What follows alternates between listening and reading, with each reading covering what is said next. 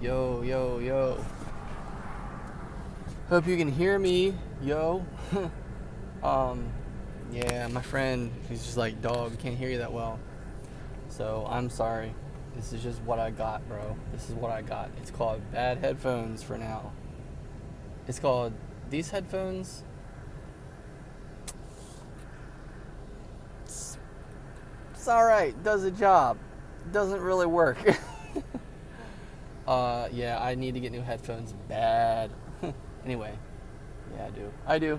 But yeah, if you guys know anybody, if you guys have some Apple regular headphones like this that you don't need, please send them my way or sell them dirt cheap.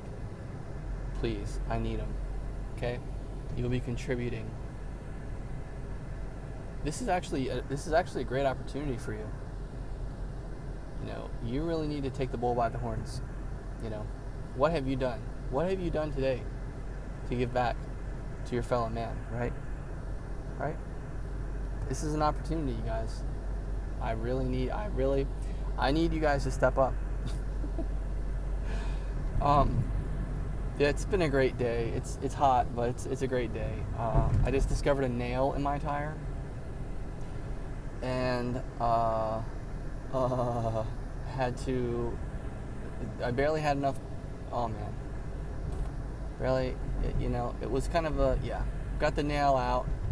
Cheap repair, thankfully, worked. Great. And I was going home, but now I'm realizing I need to DoorDash to get some more money for gas. But I want to make this video about music, basically musical taste. And Eric loves Christ, my friend, Eric Smythe, my dude. I hear you about idolatry and stuff like that, but and where I completely know that that's a valid thing. Thank you for the reminder. It's definitely a great thing to remember and keep in mind. Thank you for the reminder. I appreciate it. Not trying to be on that idolatry train, right? Really, though. In any kind of way. But,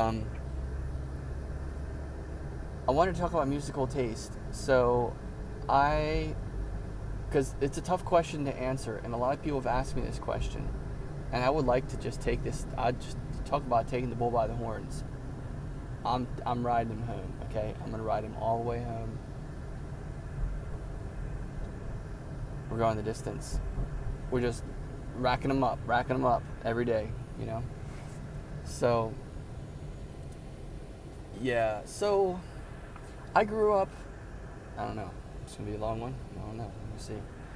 I grew up listening to Bryan Adams and Boston with a pinch of Journey and a pinch of Foreigner because of my dad.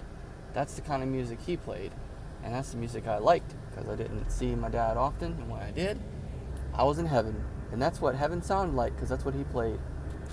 And my mom also listened to Alabama a little bit, and that's pretty much it.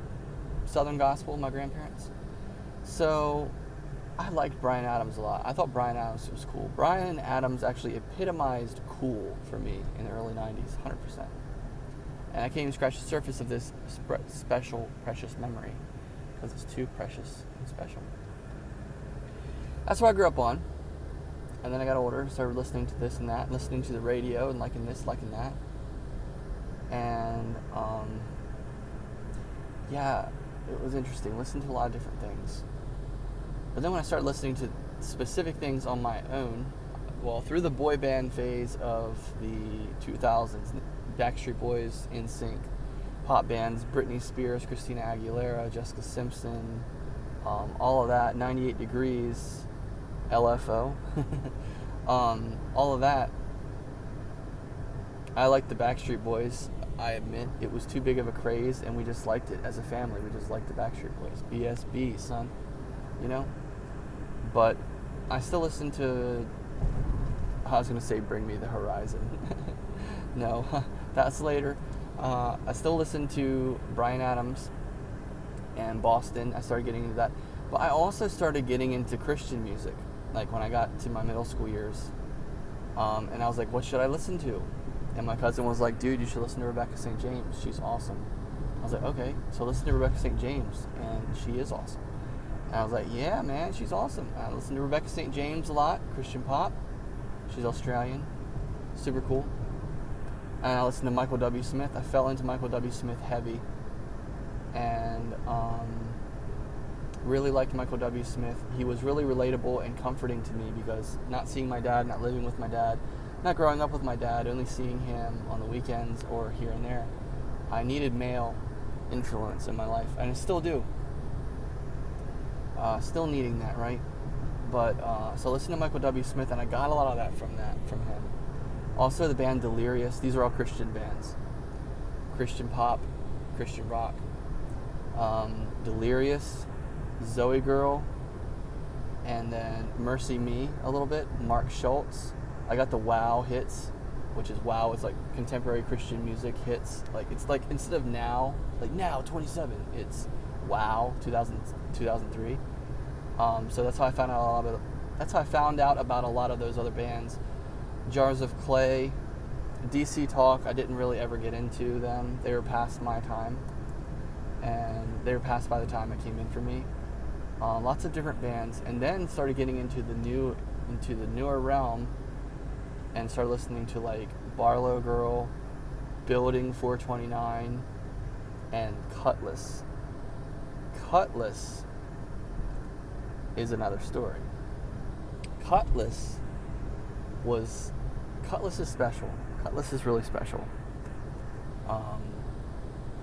Really special. Christian rock, Christian hard rock, and I loved Cutlass. And they were cool enough to listen to in high school and still feel cool and know you're actually cool. They played Schecter guitars. They dressed amazing. They wore all kinds of really awesome clothing brands like Jedediah clothing, whatever. All this different cool stuff. They were from Seattle. They had piercings. They had tattoos. I was like, this is what's up over here in this corner right now. This is what's going on here. It's real. Loved Cutlass.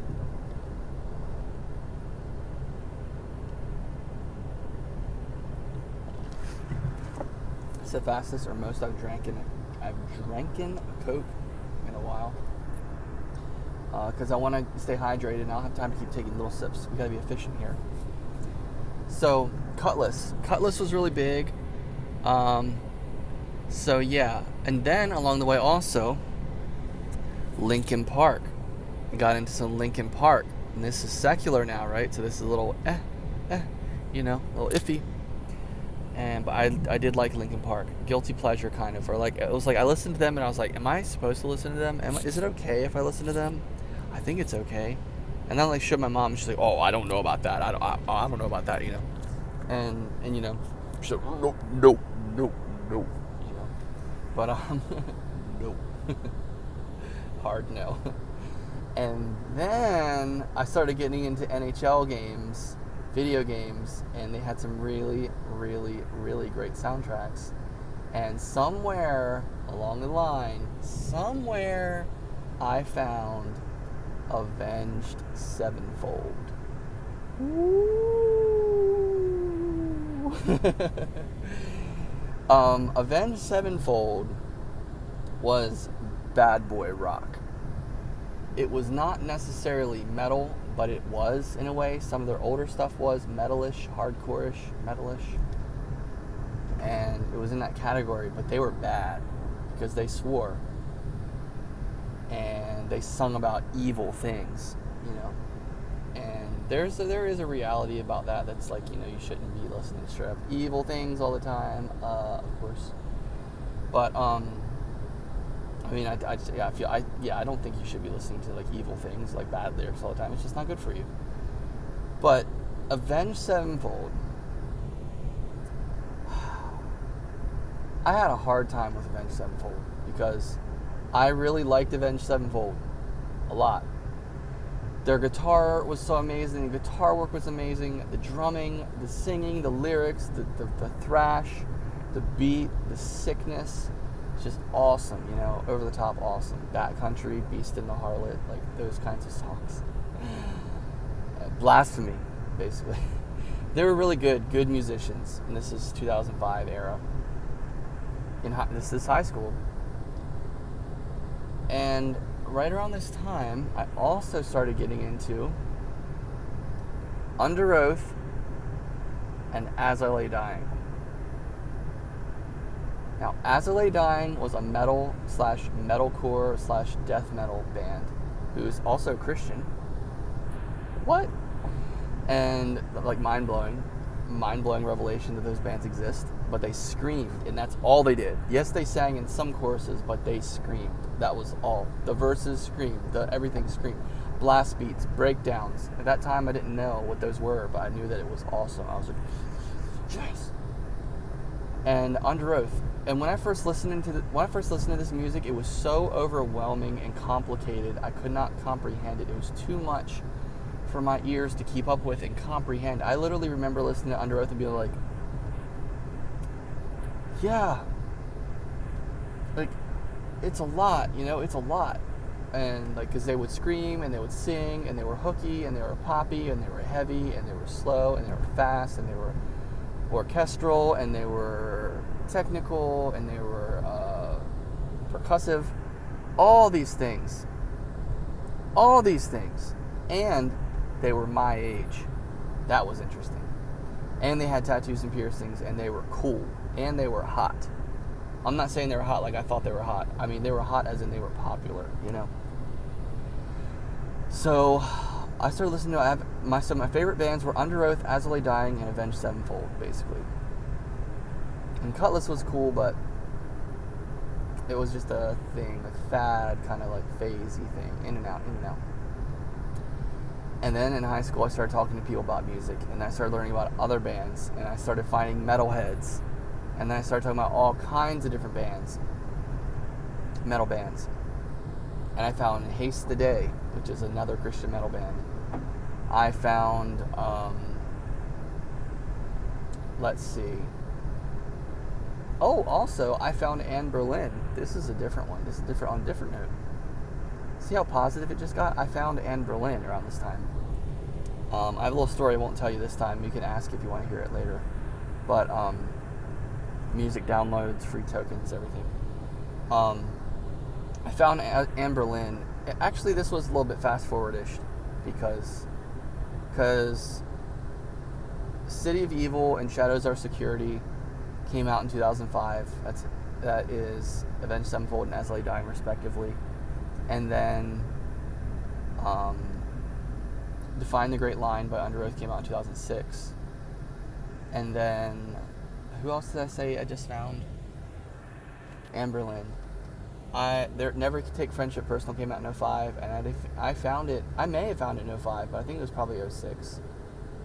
2005, 2006. I think it was probably 2006, actually. And so I really liked Anne Berlin. Oh yeah, I forgot to tell you, Reliant K. Yes, Reliant K. Reliant K was a really, really, really big one. Christian pop, rock, punk pop rock. Reliant K got me through some stuff. They were, really instrumental, really, that's not the best way to describe them. Lyrical, poppy, punky, catchy, fast, fun, rhyming, great lyrics, all of the above. Witty, very witty. And I think everybody knows Reliant K's album, came out in 04. And it was, who I am hates who I've been.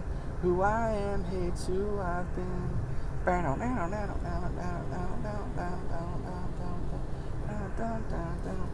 Anyway, that was a really big album, and that was a really popular. It was a Christian band, but it had gone mainstream, and the mainstream people were like, "Yo, who is this? This is cool." And I was like, "You didn't know they're Christian, did you?"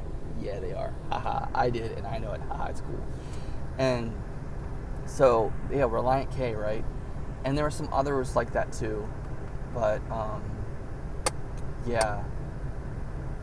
So fast forward to like 06, and I'm getting into metal, Christian metal, and let's just go into 07, 06, 07-ish. I started finding out about all kinds of different bands, right? Like Unearth, thrash metal core, I guess, from New England. And then it happened. And then I found it. Kill Switch Engage. Kill Switch Engage. Now that is a band. And that changed my life. That is one of the most defining bands of my life. Kill Switch Engage. And Berlin, yes, too, in different ways. But Kill Switch Engage. And so is As I Lay Dying, definitely. Mainstay. And Under Oath, yes. And Reliant K in the early days, yes. And still, not as much. Kill Switch Engage. Also, Unearth had the best breakdowns ever. And like this is when I started learning about what a breakdown was. And this is about like when all my friends were telling me about metal, and I learned about the Black Dahlia Murder, which they're good. I like them, but I can't listen to them because like their lyrics are just too dark. And I'm okay with dark. I'm okay with darkness, but I'm not okay with like straight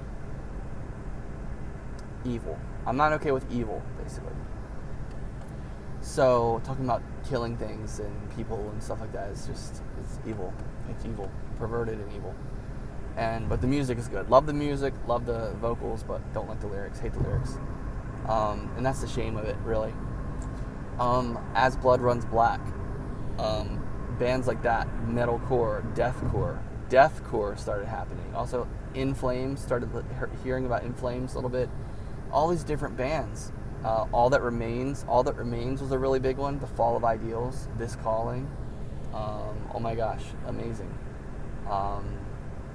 And then I started getting into Every Time I Die. That was different. And a little bit of He Is Legend. Smidge. Every Time I Die, I got into, and they stuck around. And then Bring Me the Horizon came out. And when Bring Me the Horizon came out, it was like, yeah, you didn't know that we could bring this whole thing down, did you? And we were like, oh shoot, what do you mean? And they're like, yeah, we're a freaking sensation. Did you know that? We're from Britain, and like we're here from Sheffield, and we're here to freaking throw down with you. And they're young, and they're deathcore, and they were like deathcore, like extreme deathcore, like, but like at the same time, just sick breakdowns, insane Pray for Plagues, just insane album, over the top album. And it was so big and it was so good and heavy. They did swear to, and they were kind of like, can't like them. You can't show your mom that band. But the girls liked it too. Like the scene girls liked it. The bros liked it. Even the metalheads had some respect for it. It was just put some respect on my name. It was good. It was good. And then, so I went to my first show in 2009, and I saw Every Time I Die, Bring Me the Horizon, Architects, which I fell in love with later, and Oh Sleeper. And it was the most life-changing event of all time. Really, really, really great. I also liked Lamb of God for a time, and that was tricky because they swore too. And this is when I started listening to music with swearing, but I just tried to like get past it or just deal with it. Or I was also like 17, so I was like, well, I can see an R-rated movie, so I can listen to a cussing song. That's how I was. That's kind of how I was. And so I listened to that. But yeah, Lamb of God, yeah, they were heavy and they swore. But listen to them. Listen to a lot of metal, just a lot of metal. Getting into all kinds of different bands. Started getting into everything that could spiral out of like Anne Berlin or like Emery. Emery was a good one. Emery was a really good band. Sanctus Real, that's another Christian pop rock band I was into. They were really good. Alternative, they were really good.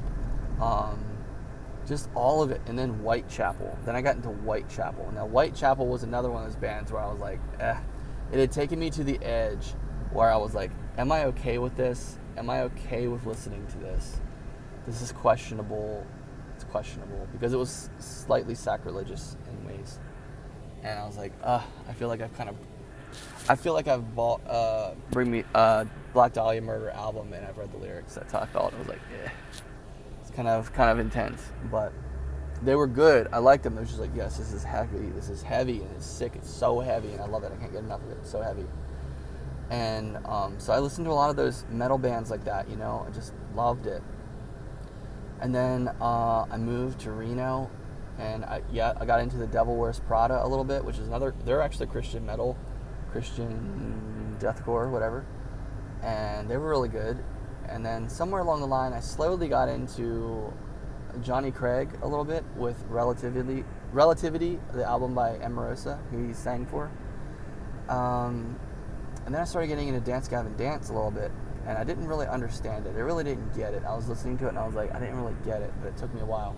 And eventually I did like them.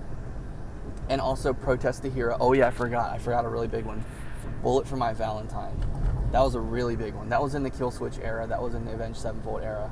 That was in the As I Lay Dying era. Bullet for My Valentine. They were like metalcore, mainstream metalcore. Really cool stuff. Really cool stuff. And so, let's see. All of that. I moved to Reno, and I'm listening to... Oh, yeah. And my girlfriend at the time, who I eventually married, she got me into different music, too, a little bit. She got me into Coldplay, which is, like, in the face of all the other stuff I was listening to. That's, like, so lame. But I actually like Coldplay. I like Coldplay in a different way. Like, I like Coldplay now in a different way, though. Like, I just like some of their music, but, like, it would be considered way lame and way mainstream back then for me. Like, my friend would be like, that's gay. Like, you shouldn't listen to gay? You shouldn't listen to Coldplay, you know? And, so that's how that was. But, let's see. And she also got me into Fall Out Boy, which got into Seosin. And, I forgot this important moment. This is what spawned the idea of making this video. 2007's music got me here, bro. I still listen to it. Paramore, A Day to Remember, Seosin, The Almost, Amberlynn came out with Cities, amazing, keeps on going. Like, those are solid staples. Yellow Card, I got into Yellow Card a little bit, liked them, you know. Just a great time. And, like, my girlfriend, she liked Paramore, she liked Fall Out Boy, she liked Seosin, she liked The Almost. I liked that, and that was really cool. It was cool that we liked the same music for a time. Like, we liked this much of the same music, which was really cool. And actually more than that, because I liked a lot of other stuff she liked too, and we would listen to. She was into Big Top 40, and I was too, like, because of her, basically, that's not necessarily bad. I just ended up liking it because she did. Well, I liked it because I listened to it, and I was like, yeah, and she liked it, and it was a vibe. It was a vibe, I guess, and I liked her, and so I liked it. But yeah, so Paramore, such a big one, right? Such a big one, and defining genre of music right there, and for me. And so I get to Reno, and I start listening to the Classic Crime. I had their CD, but I started getting into them a little bit more. I get really into the Classic Crime for a while. Dance Gavin Dance, got into them really a lot. And then as far as, like, metal goes, I got into Miss May I, Bring Me the Horizon as it continued. They came out with a new CD in 08, Suicide Season, and that was big too. Just a lot of those bands. And so I kind of just started doing my own thing eventually. Started listening to Between the Buried and Me, which is way more progressive death metal. And listen to them. And it's such a sunny, beautiful day today. The temperature's doing the off thing, but it's all good.